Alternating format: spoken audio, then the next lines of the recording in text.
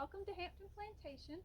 Did you know that the house that is here was lived in from the mid 1700s until the 1960s, which means we have a lot of family records and photos and even videos. So today we're going to show you some footage from the 1940s and then compare it with some video footage that we shoot today. So we'll actually change the aspect ratio.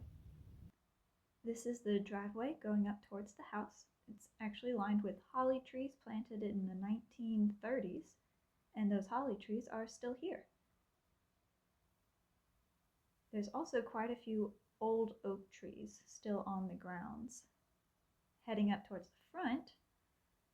the front of the plantation house has a big fancy Adamesque portico, and there it goes over to the George Washington oak.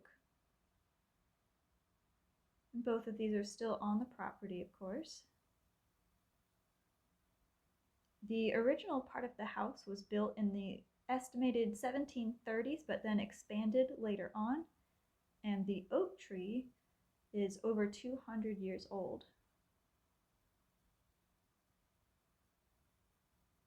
Up at the other end of the driveway lined with holly trees, it pans over to the oak, and if you look closely in the background, you'll be able to see a split second of some farmers working in a field. These would have been the kids or grandkids of people enslaved on the plantation originally. They were still local. Today, there's no fields and we have some more modern cars around. And then up at the side of that Adamesque portico,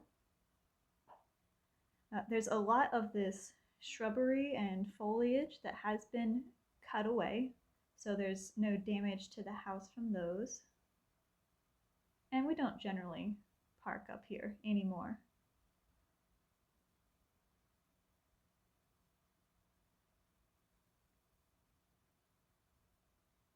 This is Archibald Rutledge and a young visitor. Mr. Rutledge was the last owner of the plantation and also South Carolina's first poet laureate.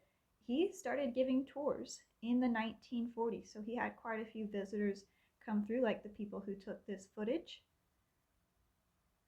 In 1971, the state bought the house and about 300 acres from him. So if you visit the property today, we're covering the house being built, 1730s, all the way through Archibald Rutledge. So we talk about the house, rice production, slavery, and sharecropping, and a little bit about the poet laureate himself.